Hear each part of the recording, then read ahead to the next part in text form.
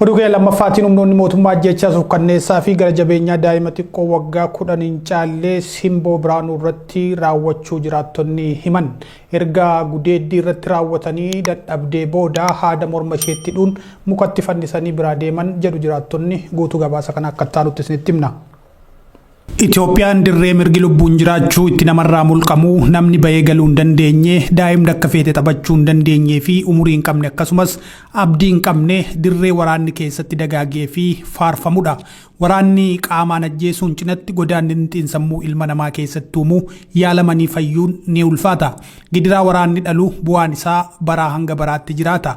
Bu'aan isaa kun immoo gaddaaf cabinsaan alatti guddinni addaa galmaa'u hin jiraatu. Beekaaf wallaalaa xiqqaaf guddaa dheeraaf gabaabaa osoo hin jenne kan dhaloota duguuguun abdii warra fee dukkaneessu waraana. Ilmaan haadhaaf abbaa jalatti fixee imimmaaniif gaddaadhaaf abbaatti hambisee darba. Akkasuma abbaaf haadha ilmaan irraa fixee ilmaan dirree gubbaa facaasee daandii gubbaatti hambisa. Daa'ima xiqqoof marartuu maatiif naannoo ishee keessatti simboo addaa qabdu burraaqxee soonquufiin kichuun karaatti cituuf dirqamte. Daa'ima wallaaltuu barnoota barattee shiraaf qajeelaa addunyaa kana gubbaa addan baafatiin garaa fi sammuun qulqulluu taate kana guyyaan garaatti jabaatee du'atti dabarsitee kennite. Simboon akkuma maqaa ishee simboo qabeettiidha. Nama qaamaan ishee beeku miti. Kan suuraa ishee arge marti anaan dhalattuu koo kan hin jedhiin hin jiru. Gara jabeessa obboleessa bineensaa yoo ta'e qofa ta'a. Simboof osoo carraan lubbuun jiraachuu dabalataa kennamee fi jiraatee barnoota ishee barattee qaamaanis guddattee yaadaanis bilchaatteetti ta'ee silaa fakkeenya dubartootaa mallattoo miidhaginaaf qaxalummaa falmituu mirga dhala namaa kan biyyaa fi maatii ishee maqaa waamsistu taati ta'uu mala. Garuu har'a carraa sana hin arganne.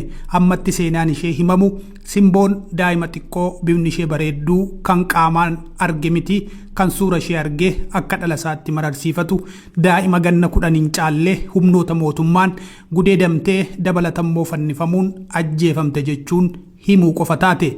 Simboon daa'ima umuriin ganna 10 hin caalle humnoota mootummaan erga gudeedamtee booda haala suukkanneessaan mukatti fannisanii ajjeesuun biraa deemanii jedhame. Gochi kun naannoo Oromiyaa godina Shawaa Lixaa aanaa Mettaa Walqixxee ganda Roggee Eelaa jedhamutti roobii darbe jechuun amajji 21 bara 2017 akka lakkoofsa Itoophiyaatti raawwatamuus jiraattonni himu. Simboon guyyaa kana waaree dura nagaa ishee guutuun maatii ishee waliin akka turtetu himame. Guyyaan gaafasii waaree boonni garuu ola deemtuu kana gantee gochaan uummata naannoos ta'ee maatii ishee rifaasisee humnoota mootummaa naannicha buufatanii jiraniin irratti raawwatame. Akka jiraattonni naannoo himanitti humnoonni mootummaa kunneen daa'ima kana erga qabanii gudeedanii booda erga isheen of dadhabdee wadaroo morma isheetti hidhuun mukatti fannisanii biraa deemanii jedhu. Humnoonni mootummaa kunneen yakka kana erga daa'ima kana irratti raawwatanii booda maatiif hawaasni naannoo gocha kana akkan dubbanneef shororkeessuun doorsisanii akkan dubbanne ukkaamsaa jirus jedhameera. Gocha akkasii walfakkaataan guyyaa guyyaan shamarran irratti raawwatamaa oola kan jedhame. Gochumti walfakkaataan torban darbee naannuma kanatti barattuu kutaa 11 kan taate tokko irratti akka raawwatamee fi lubbuun barattuu kanaa tasa hiriyoota isheetiin baraaramuu himu.